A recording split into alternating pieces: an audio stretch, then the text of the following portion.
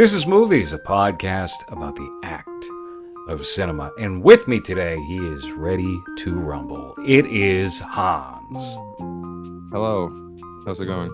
It's Sunday. going great. I'm coming in live from your bedroom. Does this look familiar to you? Yeah, that looks like my bedroom. This is the first time we're recording from the same location. This is amazing. Amazing stuff. Is it DC filter? The DC filter? It's in my room. Well, Yeah. how are you feeling this evening? This May the 4th be with you.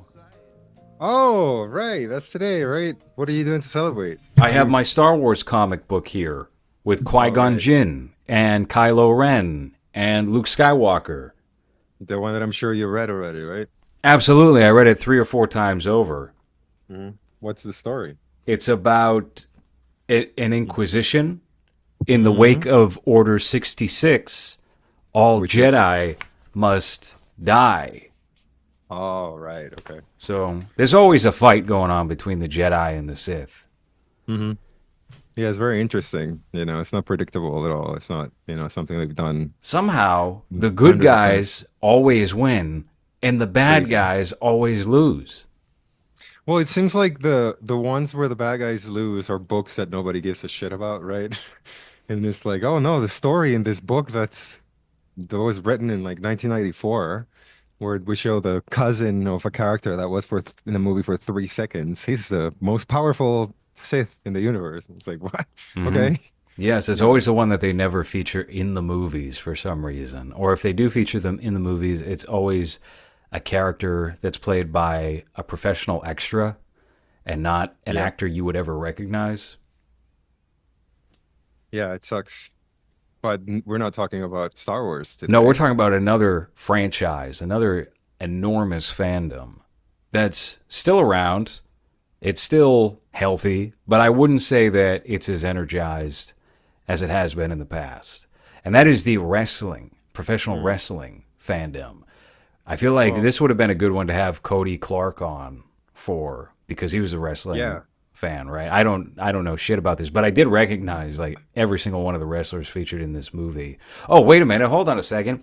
Before we can even get to that, we've got the celebrity slot machine we've got to yank on one more time. Not one more time. We got a few times that are set to come. But we need to figure out which celebrity is going to decide our movie, Ready to Rumble, for this episode. Yeah, I didn't want to be impolite and interrupt you, but yeah, we don't know what movie it is yet. We're No, just it comes back to what I was saying many episodes ago. You record the middle of the episode first, the beginning of the episode second, and then the end of the episode, of course, third. And that's exactly how this episode proceeded itself. So, okay, let's get ready to rumble, to pull the slot machine lever and find out who our big celebrity guest star is going to be for this episode. I mean, how can anyone follow up Greg Sestero, though? Greg made quite the splash in the yeah, Patreon comments. His look, his appearance. Gleg, right? Because he's Asian now. Gleg It Sestero. was a very distinct, smooth face on Greg. All right, do you want to do the honors and pull it? Yes, I believe this is my turn. Okay, here we go. I am going to pull it now, and oh my God, who could it be? Who could it be? Who could it be? Oh my God, David Arquette. The David Arquette. Oh, what do we got here? He's pulling a prank on us. What is this? Hello, Lorez and Hans. Yes, it's David Arquette Dewey from the Scream movies. What's up, Lorez and Hans? Listen, the manager of the Costa Rican Theater has asked me to suggest a few underrated films. Well, I was going to suggest a movie called Funny Bones, which I'm not in, but Oliver Platt's in it with Jerry Lewis, and it may have been his final film. It's really He's got a interesting. It's very just an interesting odd collection of film. I art love all this around. movie. I'm noticing. But Look I at the did look at the Ready to medallion around Rumble his with neck of Oliver the Platt, so drama I'm a big fan mask. of his. Oh, But yep. let's see what else. Some of my underrated films are The Alarmist with Stanley Tucci. That's an interesting one. Or let me see. Um, Dream with the Fishes is another underrated one. Ravenous is a horror film if you're looking for something scary. A small role in it, but still, it's a very interesting movie. Um, Where the Day Takes You was my first film. Just a very small role, but interesting movie as well. And did I say John's? John's was an early film of mine. All right, those are a few. Go check them out. Oh, Airheads. Check out Airheads. It's a funny movie. I think it still holds up. All right. And keep up the great work, Low Res and Hans. Love you guys. There we go. David Arquette. He did mention Buffy the Vampire Slayer. That was a fun one from the early 90s. Well, no, he said underrated, right? That's the one that one people know. That one's perfectly rated. Yeah, that's the one everyone knows him from, right? Is that his biggest movie? Probably, right? Scream. The Scream movies. No, he's been in a Oh, lot yeah. of big movies. He was in Bone Tomahawk. Oh. David Arquette's got a pretty solid filmography as an actor. Have you ever seen Funny Bones? I've never The heard of movie Funny that he's Bones. I just searched for the IMDb of it, and it has Jerry Lewis just making a very retarded face, What year which is this makes from? 95 This rated Jerry rated Lewis in R. 95? That's yeah. This might have been a more interesting selection. We wound up rolling with Ready to Rumble of the 90 films that he rattled off there for us. Oh, Hollywood Pictures, God rest in damn. peace. Okay. See, my memory of Jerry Lewis in the 1990s is when he was all beefed up on steroids because he was trying to battle cancer or whatever he had going on with him. So he was gaining weight rapidly and getting like really husky. Well, what was the thing he was doing yearly? The telethon, right? Yeah. And there So were that's how you years in would. that telethon where he was just straight up obese. He had massive cheeks, massive jowls. When was the last one? It definitely Uh, stopped in the aughts. 2014 Whoa, final that's a episode. hell of a lot longer than what I was expecting to hear. Where were they broadcasting that? They definitely weren't doing it on network television anymore. Did it go to Let me PBS? see. I'm searching for it. It says 2011. No, 2011 fundraiser. Is there no page for? There's no There's no Wikipedia on the Jerry Lewis Wikipedia for? telethon. It was a pretty big television staple for decades. Is MDA Labor Day telethon? Is that it? I don't I don't know what MDA Labor Day is. Isn't MDA what the disease was? Telethon, United States. Muscular dystrophy. Thanksgiving. Oh, okay. Yeah. Yeah. So from 66 to 2010, Jerry Lewis hosted. And then Nigel Lythgoe? Lithgow? No, well, maybe. I don't know. That's a weird way of spelling it. He was the producer of Pop Idol, American Idol. Okay. Yeah, he's And then yeah, I know who he is. That's who Jan they have to Carl, host it? apparently. Alison Sweeney, not familiar with her either. Oh, okay. Sammy Brady from Days of Our Lives. Okay. And then Nancy O'Dell was less host. So what happened? They just not have that disease anymore? They beat They it. just They stopped. must have. They Yeah. must have defeated it with the telethon. 2014. Mm. I was looking for, I just want to see like, so 2010, Jerry Lewis still. You know, he did a movie. I watched it on Tubi a couple of years back when I was doing a deep dive into The Day the Clown Cried. And he did some film that was supposed to be like a swan song movie. Yeah. I think it was called Buddy something. Yeah, see, he used to be very heavy. Jesus Christ, God damn. He looks like he's wearing a fat suit. Yeah. His Oh Big my Mama's God. house. Whoa. He's got a Really Big Mama's uncomfortable. house has fucking I mean, the weight face. stabilized in his last 10 years or so. So he wound up looking like his natural self again. But my God, look at how big he got. Yeah, this one's his last one, I think, that he did. Hmm. 2009. So he looks better there. When was Yeah. this from? That 2001. Okay. 2001. Okay, so like Yeah. late God 90s, early damn. aughts is when he really packed it on. My lord. Yeah. Wow. Okay. Anyway. Well, I also likewise with Jerry Lewis, I have these memories of the trailer specifically to this movie Ready to Rumble burned into my head. The little sound bites that come up during the film. Here's what I noticed about Ready to Rumble when I sat down to watch it. It was both more mature than I was expecting and way less mature than what I Mm. was expecting.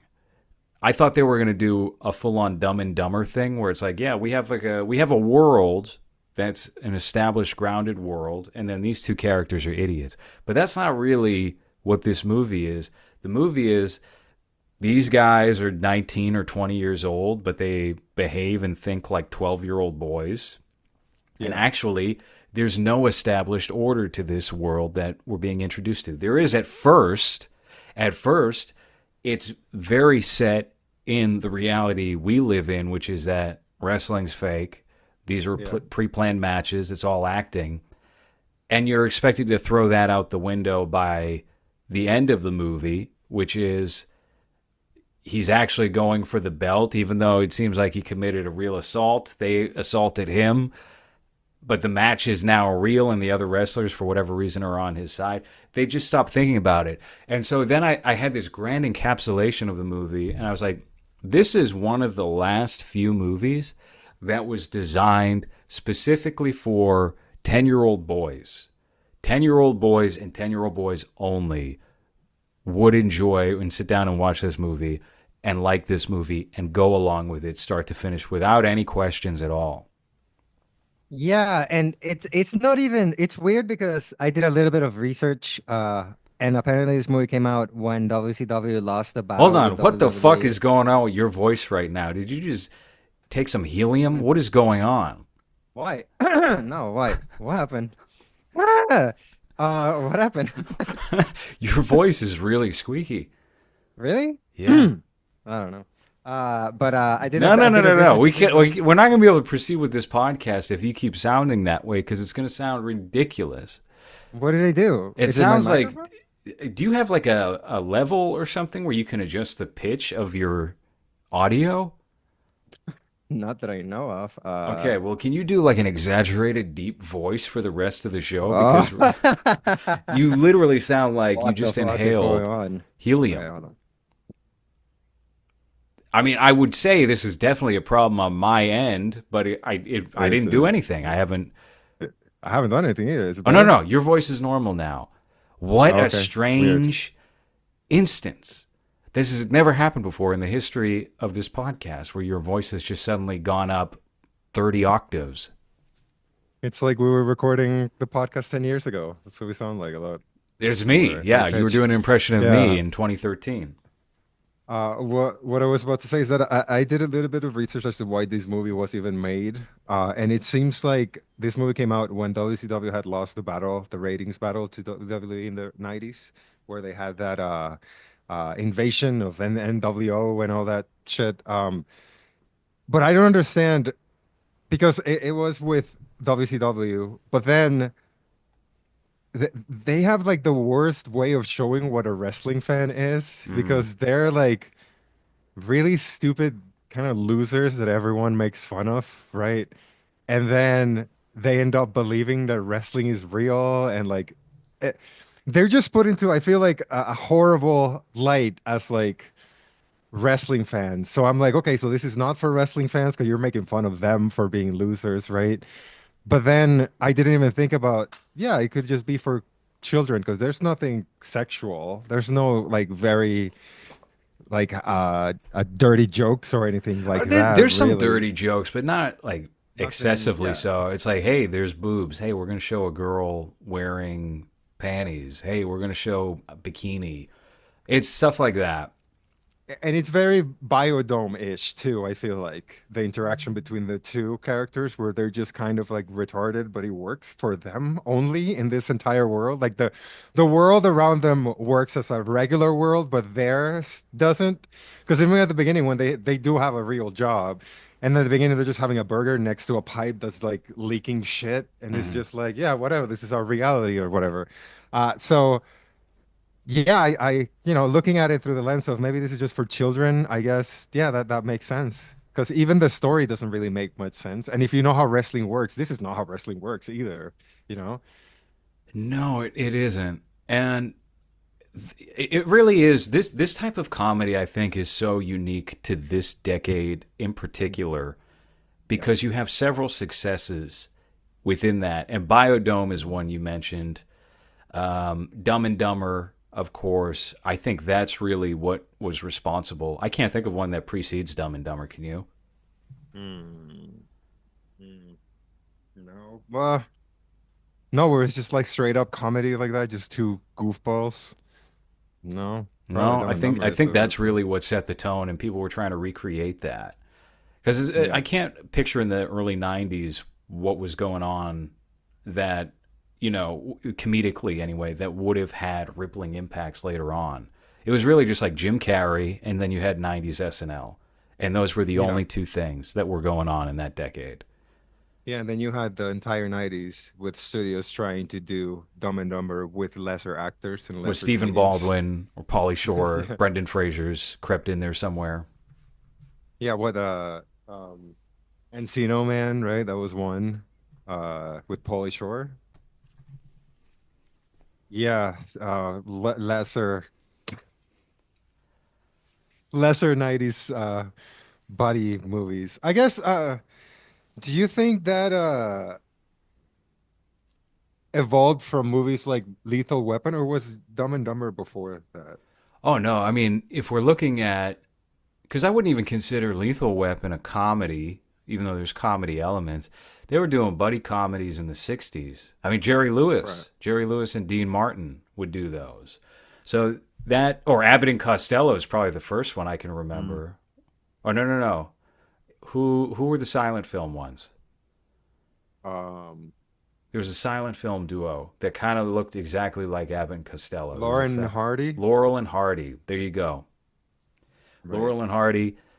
That's probably ground zero for comedy duos Mm. for film. Well, then you also have the uh Marx Brothers, right? I guess But they weren't a duo. They were a whole collective. There were three they or were the four Marx Wayans, Brothers. the Wayans before the Wayans. Yeah. Exactly. So they've been around for a bit. What do you think about the Marx Brothers, by the way? Have you ever sat down and watched the Marx Brothers before?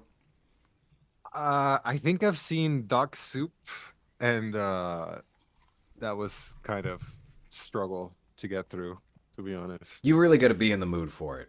Yeah. Just like I feel like that's with all of those old movies though. Same with like 60s movies.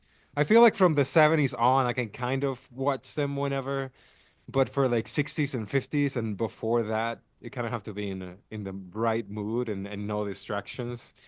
Because I feel like all of those feel like such a different vibe that modern movies that you kind of have to be in the right mood to enjoy them.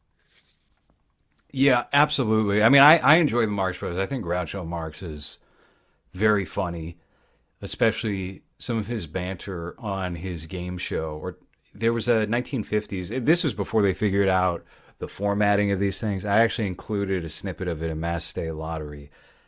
I think it was called "You Bet Your Life." It was a 50-minute game show he used to do, and he would have on random people, and he would basically just clown on these people. It's not particularly interesting or entertaining to watch, but I did watch a couple of those uh, just out of the blue one day when I was hanging out at a motel in Quincy. Hmm. And then in the movie, we shot in Mass Stay Lottery, we shot with Austin Wright at that same Quincy motel. And I was like, you know what? I'm going to implement this Groucho Marx game show onto the TV here because that's what I experienced when I was staying here back in 2017 or whenever the hell it was. So I like the Marx Brothers, but I can't always get into them like I can get into Three Stooges. I think Three Stooges are so accessible for an early comedy group where you Yeah. can just jump into pretty much any short that they did that involved Curly or Shemp, and you can enjoy yourself. Well, it's all physical comedy, right? You don't really have to rely on this type of uh verbal humor still hold up, which usually doesn't when it's been 70 years since it came out. But that's the advantage of it's like why Jackass is probably still just as funny as it was when it came out because it's just people hurting each other, you know. I've been watching documentaries of uh obscure or like lost media and it's funny how when Jackass came out there were so many copycats that just didn't understand the vibe that Jackass had, which was just friends having fun. And then there's a couple of groups, I think one of them was in the States, where they was just criminals and they would just go out and do crime and they like kidnapped this girl and like abused her on camera and everything and they were like and then they asked Johnny Knoxville and they were like how do you feel about being an influence on that and he was like fuck that. I was like we're friends, like we're having fun, we're not doing like awful shit. And if you watch the show it's like yeah they're just shitheads that are hurting themselves, like they're not Mhm. out and like hitting people or like doing the Joey Salad's fake prank, the prank in the hood type of thing. Not even that. It's just friends hurting each other, you know. And I think that's one of the things that all of those copycat shows were not able to get the camaraderie that they have, you You know. know, when I was a kid, there were a couple of attempts at doing a Jackass video. And I put in piece of it for Comfort Systems episode 4, season 1. And that was like when we actually were a little bit older and more organized. But when I was about 10 years old, I remember going out with my camera and that drawing everybody into wanting to do Jackass videos. And we did some that were actually pretty good. Like we put one of my friends in a shopping cart and then, ran up and pushed him over this pier that went into rocks before the water. And so the idea was we're going to push him up over the pier and into the water, knowing he's probably going to hit the rocks instead. So we did that. That was the one good one. But then, you're 10 years old, you got a video camera, and you're in the hood. Okay. Well, then you're going to start attracting some older kids that are going to be like, video camera? What's going on here? Now, nobody ever tried to steal my camera, luckily. Okay. Okay. But here's what wound up happening with the Jackass video. The Jackass video turned into these kids breaking car windshields and stomping on Asian people's gardens and destroying their vegetables. Like real, just evil shit, bad shit. Yeah. Not amusing, not funny. Like literally running up and then elbowing a car windshield and it cracking. Well, I guess it could have been worse. It could have been your face instead of the car, right? If it was bigger kids, it's Oh just like, yeah, oh, we're gonna record beating you up. we're 10 years old, or me and my friends are 10, 9 years old. These kids are like 14, 15, 16, which might as well be 35 years old when you're Yep. 9. The age gap there is so significant when you're that young. Like you're inherently nervous. You're like, oh fuck, they can beat us up. They could do whatever at any moment. It can turn bad. There's just like a tension in the air.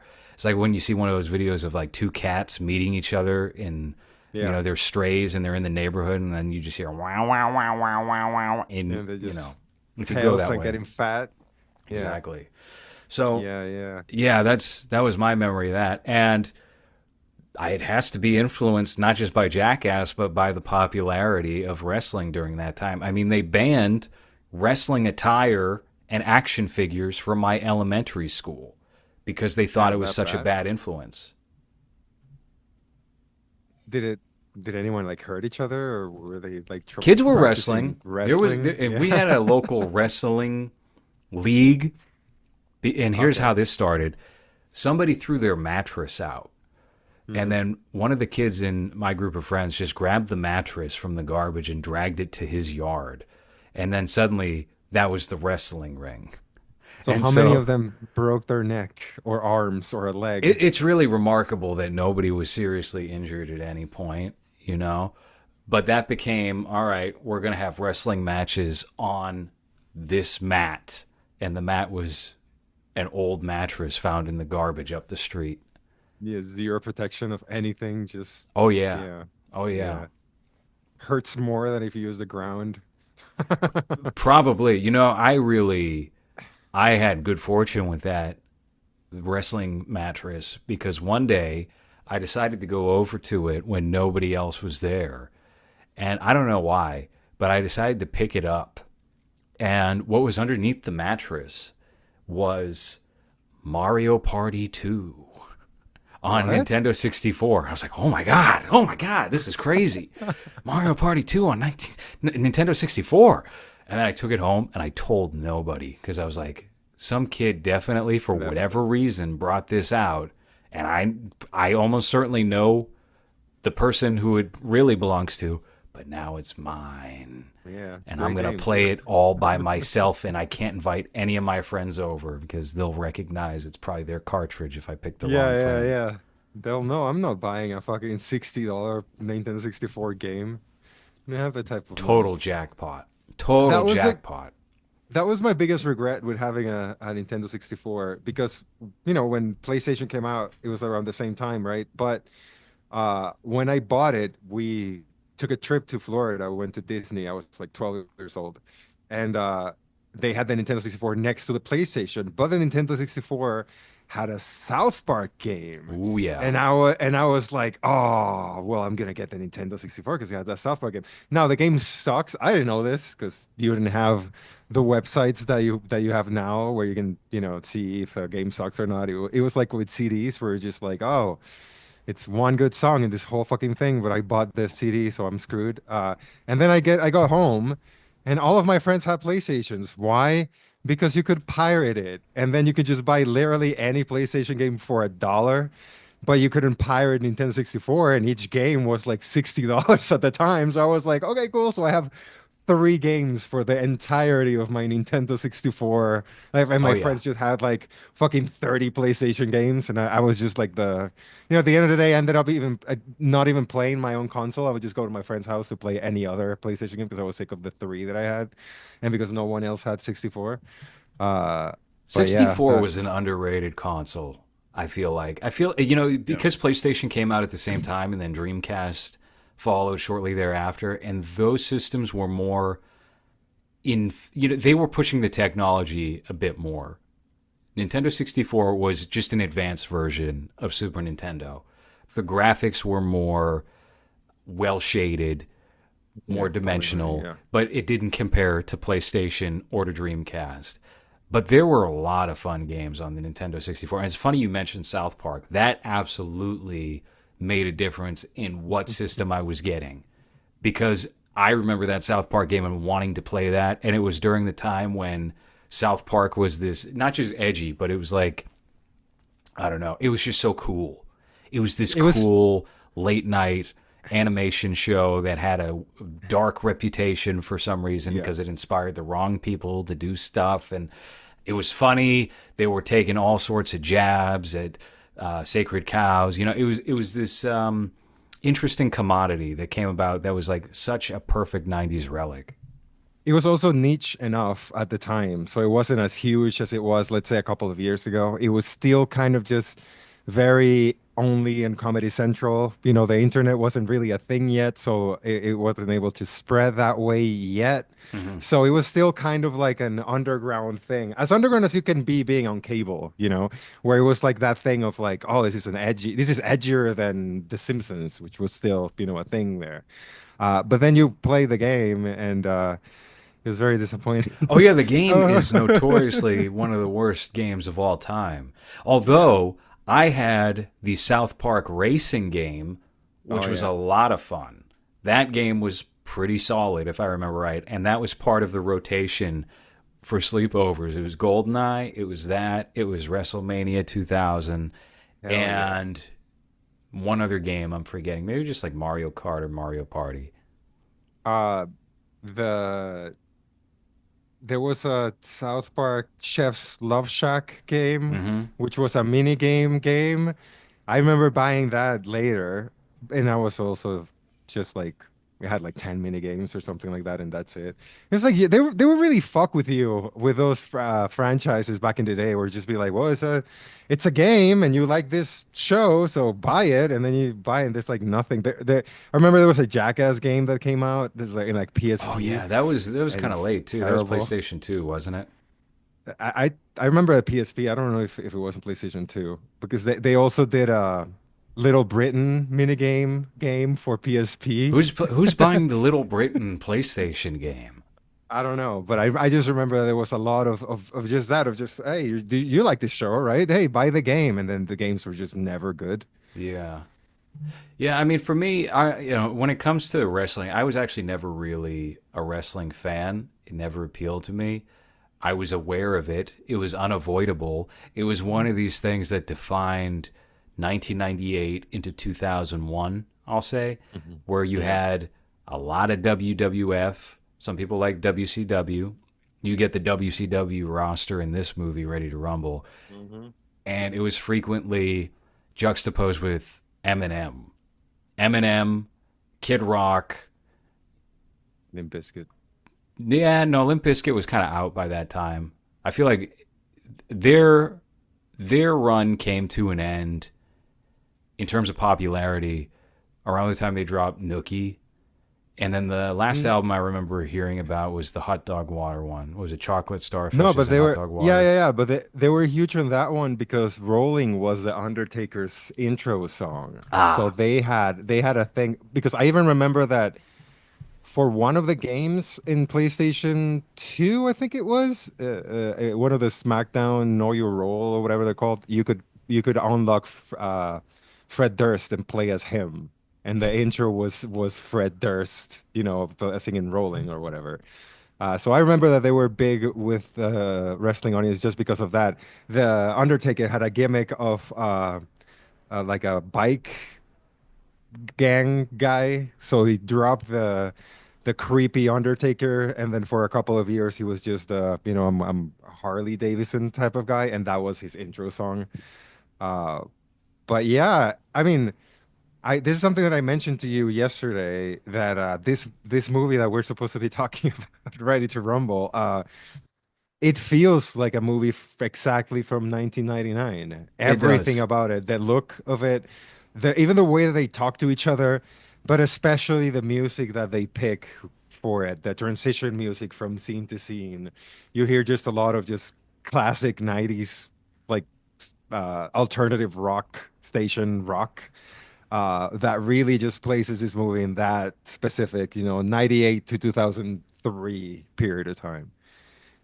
Yeah, I was thinking to myself, as early as the opening, when David Arquette is having his imaginary confrontation with the clerk of the convenience store, Oh, the that's Frank Zappa's son, by the way, oh the really? bald guy. Yeah, Okay, interesting. I yeah, never yeah. would have guessed that.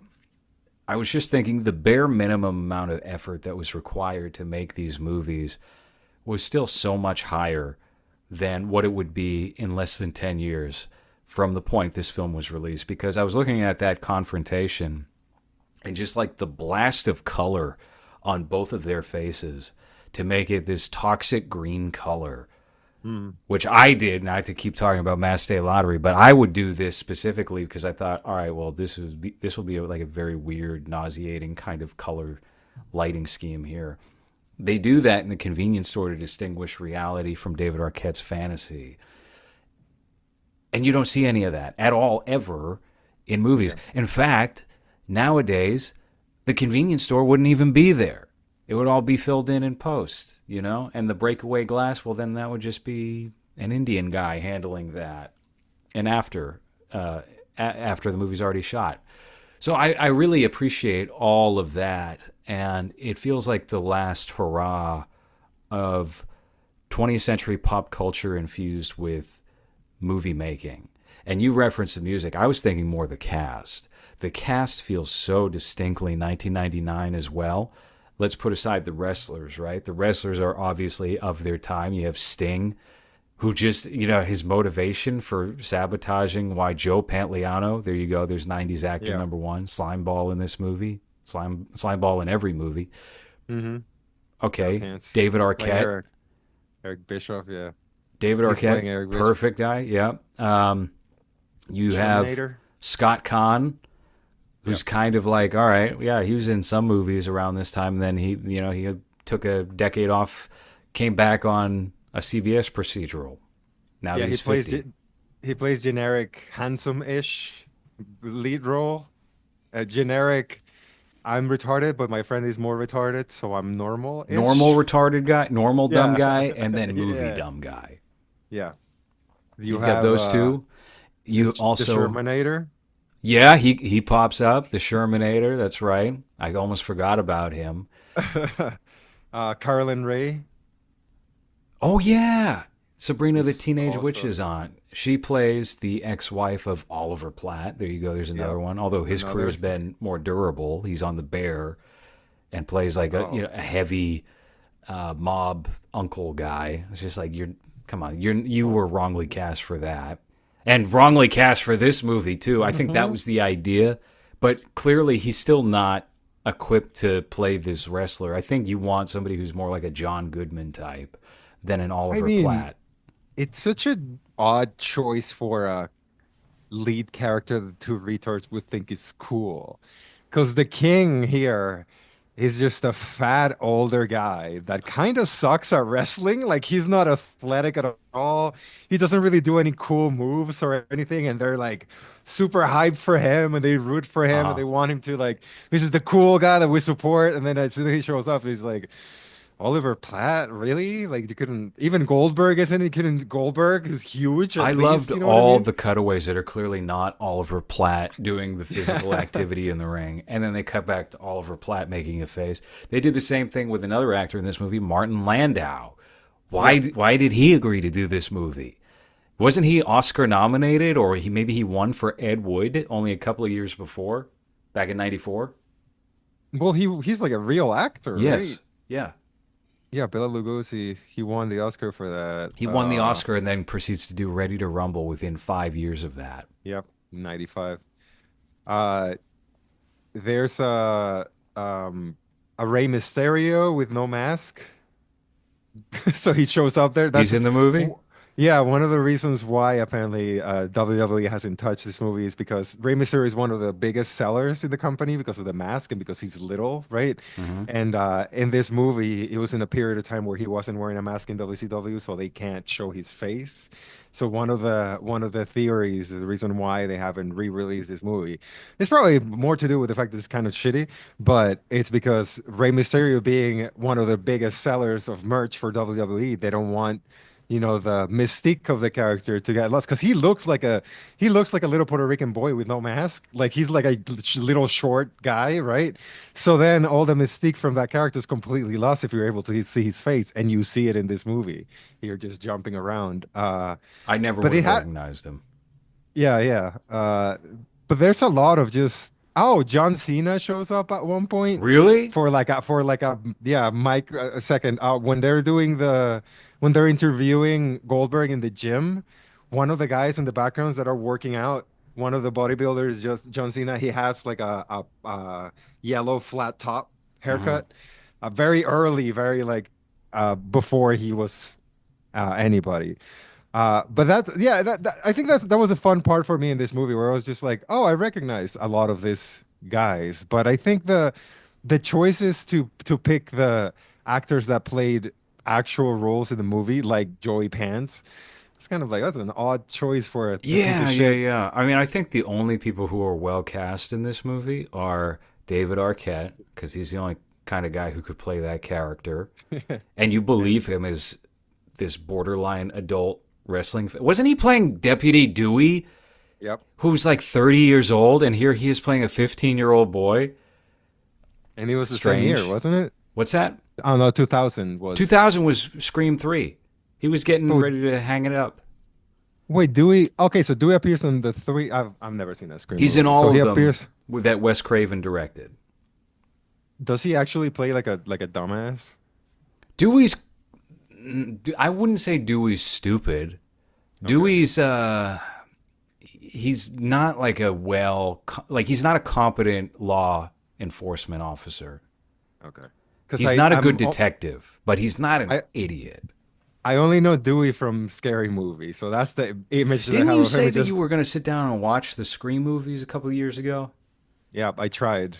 I made it like 20 minutes in on the first one, and it was so 2000s that I was just like, I need to be You were not in prepared the for right it. mood. Nope. I was just like, this is I just went very back cringe. to, I think I went back to the first two around the same time, but we were going to do a show. We were going to do a show on the Scream movies. I think we should still probably do a show at some point. I mean, we get David Arquette on as a guest or just like a brief interview. See, here's the thing. When it comes to talking to these famous people, I really only want like 15 minutes of their time. I don't want to stretch it to an hour. I want to be like, all right, so that's the show. Cool. And we just like ask a couple questions. That's it. That's all I really want there. So we got to figure Yeah. out when it comes to, and I think I'm more self-aware of absorbing their time when it comes to something like this, as opposed to like, oh, you're going to act for me, you're going to act for the camera. That's a different thing. But sitting down and having a conversation, it's like, this is not fucking Charlie Rose. We're not going to get something juicy out of this Zoom interview. And do you want to No, get something no, not juicy? at That's all. the thing. It Yeah. doesn't interest me. I can read about it. Yeah, I feel like anytime you interview someone like this, they're so used to just being a regular interview that that's not really what you. I mean, that's not what I want. No, and honestly, a Whenever we lot of have these people guests. too will come across as performative if you ever see them in interviews, and rightfully so. Mm-hmm. They don't want you accessing any of their personal thoughts or their private life, and you're not going to get that. So it's an exciting thing if you're a fan of the podcast that you're listening to, and suddenly they have like a big name, and you see that on the title of the episode. But then you're going to listen to that, and it'll be cool for about 5 minutes, and then you'll realize, oh yeah, they're just going to keep going with this, and Yeah. nothing's really going to develop or spring from that. So And you would get maybe one cool people out of five where you're just like, oh, okay, so this person actually can like have a conversation like a human being, but it's not all of them. no, You know what I right. mean? Like sometimes we've had people here on the show where I think is going to be awkward, and then they end up being just really cool. Mm-hmm. We're just like, okay, so that actually went, a lot easier than I expected. For sure. When in other cases we think the opposite, and you're just like, oh shit, that was like pulling teeth. Yeah, and I mean, the whole interview setup, or even just like having a guest, can be like a delicate formula that, in theory, is very simple. Like if you're just good at bullshitting with people, you can probably adapt to any scenario, regardless of whoever it is that's on the other end of the call with you, Yeah. right? But there are things when it comes to podcasting and podcasting etiquette that do affect how the conversation flows. I've noticed, and I'll say that the exception here would probably be when we record with Mumkey and Eggy. But anytime we've had on more than 3 people for a podcast, Oh yeah. everyone becomes a little too courteous of giving the other people room to talk. And because of that, you wind up with large gaps in the conversation because people are thinking, okay, I don't want to talk over somebody. There's a lot of people here. You get into your own head. And then there will come a point where some of the people think that they can hide behind the fact that there were a lot of people on the call and not contribute to the conversation. I'll specifically cite, I feel like the episode we did on Elvis, which had 5 Oh, yeah. people. That was a mess. We ran into that problem. It was just too messy. It was too big of an issue. Well, and we so had that's why you 5 don't people. We had 5 people, and we had one in very drunk out of 5 too. So that also didn't help. Yes, I've heard since then. Who's that drunk guy that was on that episode who thought he was holding court? That guy was so annoying. Yeah. He's never been on the show since. Well, that's how we felt while we were recording the show too. We're just kind of like, all right, we're still. Mm-hmm. Well, rest in peace. Rest in peace.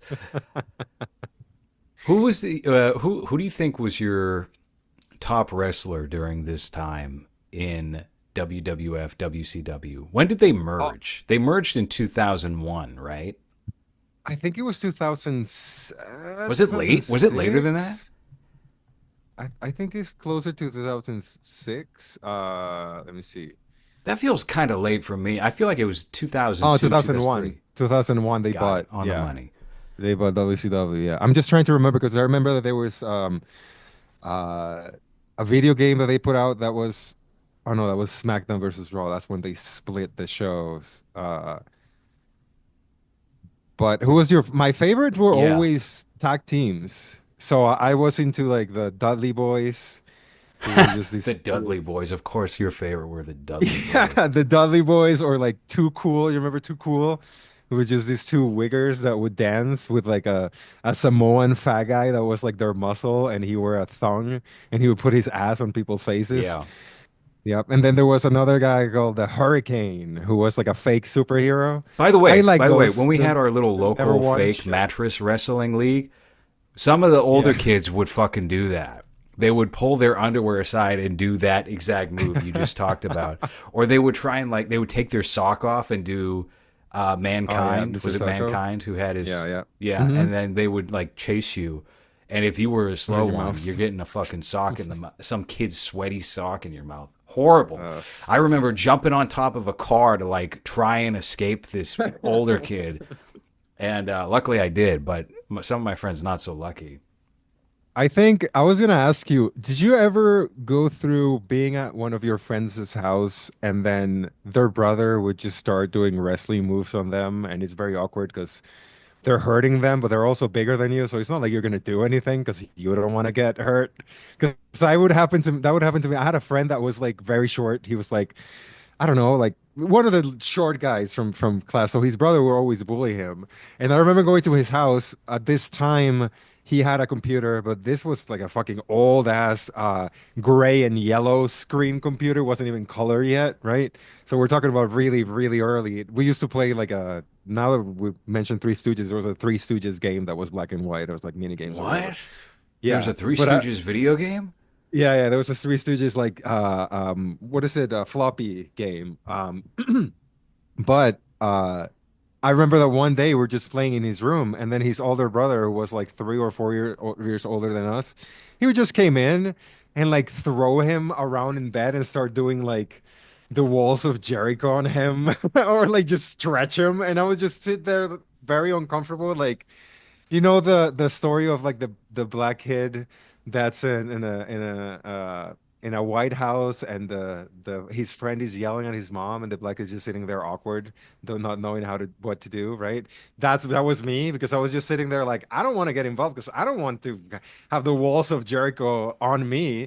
But then he's Huh. just not letting go, and you're just kind of like he's gonna start crying very soon. It's just over here like, oh well, and then he would just leave, and my friend would just be there crying, and I'm like, yeah, well, better you than me. Like, I'm not gonna get involved in this shit, but Yeah, that would happen. that never happened. That never happened Ugh. for me. I didn't witness that. But there were situations where somebody's mom would start yelling at them and then they would cry or like, Just there. something awkward would happen. I'd be like, all right, so I guess we'll see you tomorrow. Okay, we got to leave now. Oh, dude, one time, and this is with a neighbor that's literally across the street from my house. He got into weed at like 12, and then he started getting into worse drugs after that. So by the time he was 16, he was kind of retarded, and he still is, like very slow, very everything. But he always had a thing with his dad for whatever reason. Like he always tried to like control him or like tell him what to do. And he had a mess in his house. His parents would only come and sleep there, but throughout the day, he would play like music out loud and like smoke weed in the porch and just be like a nuisance in the neighborhood. And one time, we were there in the porch in his house, and his dad came home, and he had the music blasting, right? So his dad came in, and he went in and turned it down a little bit, like maybe turn it down maybe two from fucking 30 to 28, right? Hmm. And my friend went in, and we're like, what the fuck? Like, what's happening? And his dad is also like 6'3". It's like this big guy, right? And then we just see that his dad is coming out with my friend on top of him. Like he jumped on his dad and was like hitting him because his dad turned the volume down. So his dad is coming outside to tell us to leave, and he's like, "Yeah, guys, you guys should go, right?" And we're like, "Yeah, this is fucking awkward." But as he's Oh, telling us, man. "You guys should go," our friend is on his back trying to hit him, and we're just sitting there like what are we supposed to do? We just left. You just watched, But it's yeah. just, yeah, it was just like, and we're all kind of, and also like, no one was afraid of him because he was one of those guys that always like talk a lot of shit, but as soon as anyone would talk shit bad, he would like coward, right? So we were just kind of like, you could just beat up your son, like you're 3 times his size, but for whatever reason, his dad was just take would just take it, and I think that's probably why he still has behavioral problems up to now because his dad just never kicked his ass. And at that point, we never went back to that house because we were like, this is just fucking awkward. Like, we're just Yeah. emasculating your dad in front of us. Like, this sucks for us. This is uncomfortable. Mm. Yeah. Yeah, there were a lot of weird parental child dynamics in my neighborhood too that were kind of like that, where it was like, I don't know, either the kids were getting beat or the kids were spoiled brats who didn't respect their parents and walked all over Yeah. them. There was a lot of that, or maybe there would be a stepchild that wasn't fully appreciated, or it was always something weird and bad in the hood. Yeah. There were hardly any fathers around, though, to be frank, to be honest with you. And that's the truth. Nobody had a dad. I don't know a single kid actually growing up that had a dad.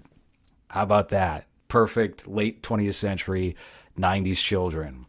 Yeah. Latchkey kids, but with only one parent. Yeah. Do Um, you know what was that commercial that they would play at like 10 p.m.? Do you know where do you your know where your children are? child is? Yeah, yeah, Do yeah. you know where your father is? That's what they should have played. Yeah. Yeah. Good times though. I occasionally do miss it, and then I remember. Oh wait, no, there were some pretty miserable moments hanging out in that neighborhood. It's definitely for the best. Aging I is for the best. I think you kind of miss the nostalgia of like, oh, there was always like people around and there was always like a group of people hanging out. Absolutely, that's absolutely But the case. Yeah, there was actually a sense of camaraderie among Mhm. the neighbors. And it wasn't just like the kids would hang out, but like people's parents would know each other. Oh Doesn't yeah. mean they would necessarily hang out, but they actually had like a friendly rapport. Or like, oh, my kid's sleeping over there. All right, whatever, and we're gonna talk. Or maybe there's like a cookout or something, and you'll make small talk and go home. You do that type of thing, and in that environment too, there were so many different characters. Like I remember my neighbors were these like in retrospect, they clearly were not old at all. They were like maybe 25 to 30 years old. All had young children, and they were like these white guys, shaggy, long hair, fucking dirty mustache. One dude worked at a gas station. Another guy was unemployed, and he had like this heroin addict Mhm. girlfriend who looked so cracked out all the time. Um, like whatever you can imagine. Remember you talking about old whores on the last show for Yeah, yeah, HBO? yeah. That would be his girlfriend. And she looked like she's 50, even though she's maybe 28. Hmm. And they would just like they would have their car parked on the lawn because nobody owned a boom box, and they would play the radio from the car, and it would always be fucking Nickelback or Stained, and Yeah, that was yeah, just yeah. like the Or vibe. like Three Doors Down, angry dad rock, Mm, where it's yeah, just very, yeah, very I don't have a mom or my mom beats me type of sad rock. yeah. Just Yeah, yeah, miserable yeah. life, so you're drinking 12 Coors Lights and listening to Stained from your car radio with your shirt Yeah. off, and you don't have an impressive physique. Yeah.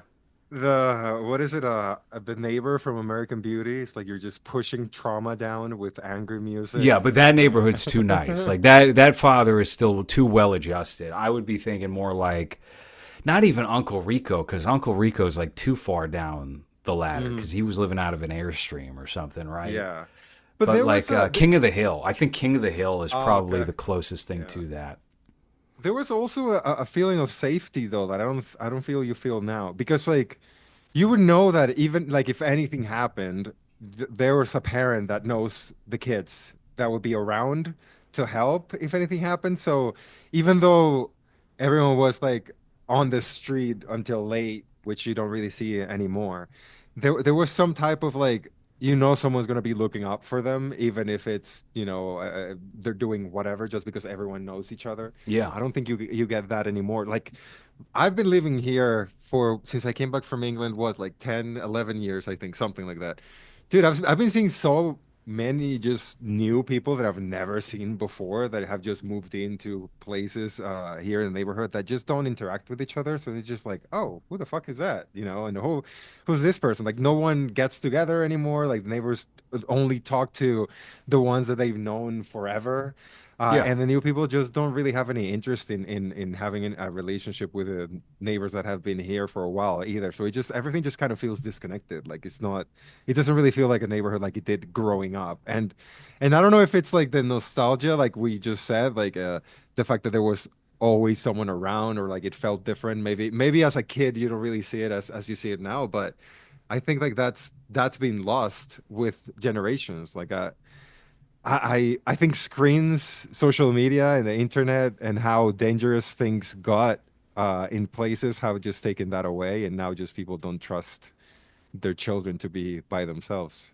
I have a Well, feeling that's going to come back around because nobody expects it to.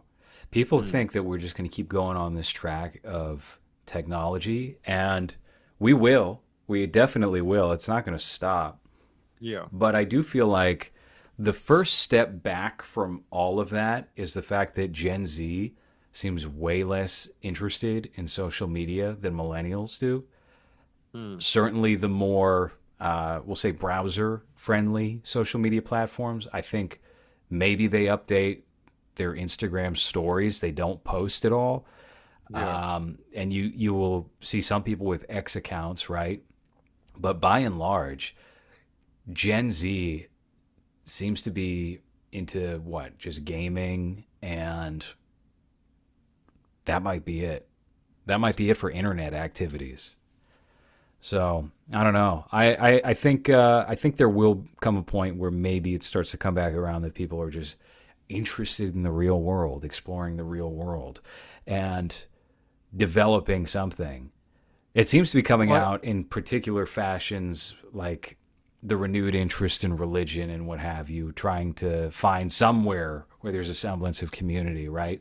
But I see that, you know, I don't know. I have a lot of thoughts on that that we can table for a B-Bang episode, Yeah. probably. With Ready to Rumble, though, something you did not mention in terms of the casting was Rose McGowan. And I was just Oh thinking yeah. the whole time, what a cutie she used to be. And now she's like a bald headed creep screaming about Harvey Weinstein. Harvey Hmm. Weinstein was fingering her while Robert Rodriguez was turning a blind eye, probably during the making of this movie. Did you see that Candace Owens has come out to defend Harvey? She's been talking to Harvey and talking about how She's been everything that they, talking to Harvey. yeah, Are you kidding me? yeah, she's like trying to bring him back because she says that he's like he it's not that he's innocent, but what he did was like dealing with adults, What and he did that was not he, rape. yeah, and so they, what her thing is like after looking at the cases and everything, like the court records and everything, they're just trying to make an example out of him because Yes. of the whole Me Too thing. Guess what? But like, People can listen to episode 127 of Movies, a yeah, podcast about the, and we discussed this. And now Candace Owens wants to come around and actually, yeah, free him from his chains. Are you kidding me? fan of the show, Candace Owens. She Yeah, must be. yeah. Well, He's nobody's going to he, change their mind about Harvey. Look at how he looks. Just look at his appearance. That alone will set in stone how people feel about him. It doesn't matter what the truth is. Unfortunately, he was probably a bully and an abusive creep, oh right? yeah. And he got Hmm. levied with a term that was not accurate to what we all understand it to be, which is I'm going to hold you down and force my fucking dick in you. He didn't do that. He didn't He have was one. he was saying, "Hey, you want this paycheck? You want this job? You got to watch me shower. Yeah, Hey, look at I'm my going to weird come on your balls. plant." Yeah. He was doing shit like that, which is weird, and he shouldn't be Yeah. doing that, right? We all agree, but if there's an exchange there Yep. for monetary purposes, that's prostitution. Last I checked, he's soliciting a prostitute. Yeah, sex work Guess that's what? You didn't think you encouraged. were a prostitute? You were wrong. You turned out to be a prostitute. You just didn't know it. Yeah, what do you expect, that you would not stare at someone that's shaped like the penguin from Batman Returns and still have a career in Hollywood? I'm Yeah. sorry. Could have been worse. He could have actually been someone that had a functioning penis and balls, and that would have been worse, but he didn't. You know? Yeah, you just had to eat his ass, probably. That sounds worse. Would you? No, I would Would not. you? Whatever your question is, no, I wouldn't. No, I can answer that very clearly. No, I would not. Let's see. To have Uma Thurman's career, like what am I thinking? Who is the most successful Harvey Weinstein? Like Harvey Weinstein woman. I mean, he helped a lot of them, right? A Hmm. lot of them would thank him during the Oscar. Oprah would talk about him a Well, lot. she wasn't made by Harvey Weinstein. They happened to Fair. be friends, powerful She was friends. she was just in the parties, I guess. Hmm. But there's a lot of them that would thank him after winning a statue. I wonder if you would ask people like, what's the Snow White Jennifer person? Lawrence, No, the girl from Snow White. Amanda You know who? Seyfried, No, that's not her. I don't remember Rachel what her name Ziegler. is. Yeah, her. Whose career now? I don't know. I have no idea what her career is going to be now. But do you think that if you ask her, hey, if you if you eat Harvey's ass, but forget everything and you can start again, like Snow White never happened? Because what was her first movie? Was like a Spielberg. What's that musical that he did? West Side Story. That was Was her she in the first. West Side Story remake? That was like her first movie. I think he did like an online audition and she got picked. Yeah, wasn't it like a Dan Schneider Twitter account where it's like, haha, post pictures of your feet and win a prize. Yeah, probably. But it was Spielberg, Yeah. who's also yeah, questionable. Ah, But she got yeah. that, and then after that, she got Snow White. So I don't know where she's, especially with her image, right? With what she did in social media and just like come out as this shitty know-it-all. I wonder if you were to ask her, like, listen, we can just forget about everything that has happened in the past couple of years. Your image can be wiped clean and start from scratch, like you just did West Side Story. Hmm. But you have to go to Harvey's room, and he's gonna be waiting for you in all fours, and Oh my God. you're gonna have to dig. Dig I deep. mean, to reach his ass, you know. Dig deep inside yourself to be able to agree to do this. That reminded Yeah. me, there was a contestant on Love Island, this guy who's like a handsome dude. I thought he was going to win the show with his girl. And then, the season completes. They don't win, but it's like a happy ending. They're a happy relationship. And then they always do this reunion special that takes place Mm. afterward. And during the reunion special, it turned out that he had some photos leak during the season when they were away filming Oh. Love Island. And at first, I was like, who gives a shit about this? Like, what? You got some photos of you jerking off that are out there? Who cares? You're built, dude. Even if you got a small dick, no one's going to give a fuck. No. He was taking pictures of his asshole and Oh sending it to no. some What? girl on Twitter wanted to see pictures of his asshole, and then they posted them all over the place. And he took these while in the hotel waiting to start the game of Love Island. So this was like minutes before probably he even met his now significant other, and she's pissed off. She's like, I feel lied to and betrayed.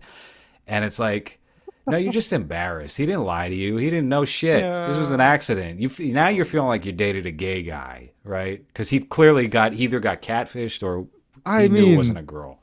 oh, what do you mean? Women don't want to see a guy's asshole? Well, Not I unless don't your name understand is Harvey Weinstein. You got a big role ready for them to take on at Miramax.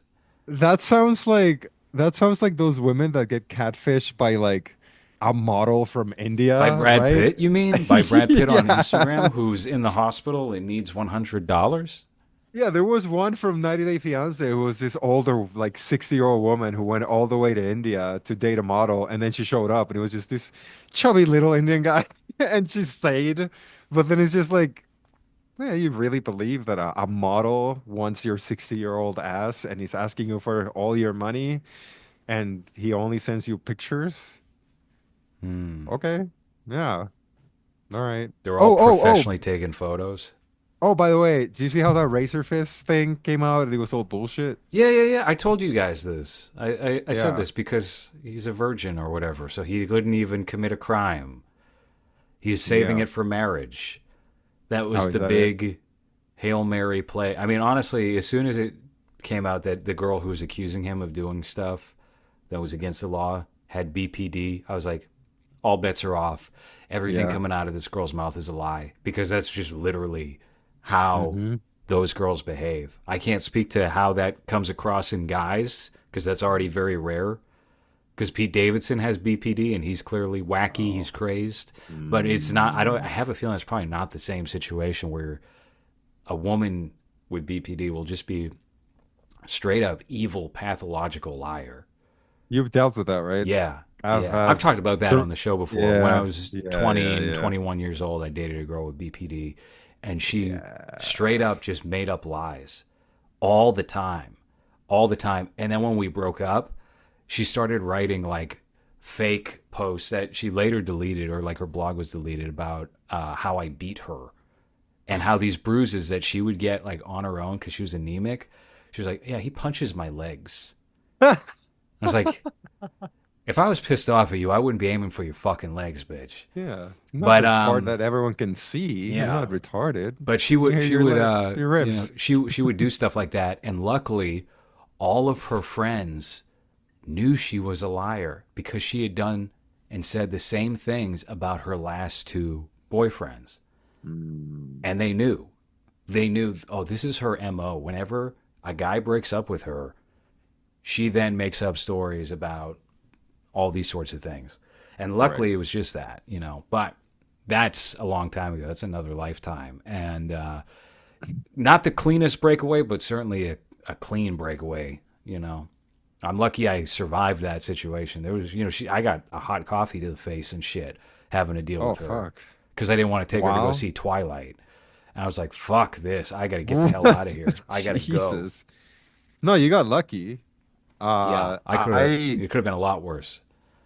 I dealt with one that I wasn't even dating, that I took home once and she refused to leave the day after. She left at like 6 p.m. because I was nice and I didn't want to just be like, but I was I kept throwing hints and she refused to leave. And then by the time she was leaving the next day, I was just kind of like, all right, well, hopefully that's the end of it. I'm never gonna see her again or whatever. But she had my number. And then I remember I was working at a place where I started at 8 a.m. but I had to take a bus and the bus was like at 7. And she would call me at 5:30 in the morning, and I would just pick up and be like, what do you want? She would just be like, why don't you come over? Hey, come over. Hey, come to my house. And I was like, dude, I have to fucking work. Like, what are you doing? She was like, oh no, but then, and like would call and call and call and call. And I was just like, what the fuck? Like, I slept with you once. Like, I haven't, like, I don't want anything to do with you. And I had to like Oh, block her number because she would keep doing it every day. Thankfully, I never saw her again, and she never came to my house, even though she knew where I lived. But after that, I was like, yeah, you know what? Like, casual sex is just not my thing. No, you got to be very You know, careful playing that. You no. do. I mean, Especially if you're nowadays. especially if you're taking them to your home, you know? 'Cause Oh, it's just like, yeah. now she knows where I fucking live. Yeah. Yeah, no. No, you definitely never allow any woman to know where you live. Everybody knows that rule. I don't even tell my mom my address, you know? All Yeah, right, unless they live there. Yeah. Let's wrap up the show on this note so we can get into B-Bang. We got a B-Bang episode coming out this week. Guys, if you want to sponsor an upcoming episode of the show, we are going to be posting our listener-sponsored picks on Spotify and Apple Podcasts starting in June. And we already have one that we got to record before this month of May is up. So head on over to patreon.com/lowres and sign up in our $100 listener-sponsored tier, and you will decide a film for us to talk about on Movies, a podcast about the act of cinema. And if you just want to support the show and rock the Movies logo, have people wondering, what the hell is Movies? As people frequently wonder when they see the word movies. Head on over to lowres.org and get yourself a brand new, officially licensed Movies t-shirt. They come in 2 colors, mustard and navy. Pick them up today. They are the cheapest items in the history of the shop at $24.99. What a steal. You want the Wonder Bread Worldwide hoodie, which, Hans, I believe you can see it in your background hanging up. You actually wear this thing pretty regularly yeah. on the show. It's soft as cozy, hell. comfortable fit, looks good. That's $54, $54.99 to be exact. So that's the kind of drop off we're talking about here in terms of price. $24.99, $54.99. And guess what? They're not going to be in the shop forever. I like to pull this shit. I like to hide it because then the value of it goes up and you can probably sell it on eBay for twice as much in the year 2026. All right. That has been movies for this week. Thank you for listening. Thank you for listening.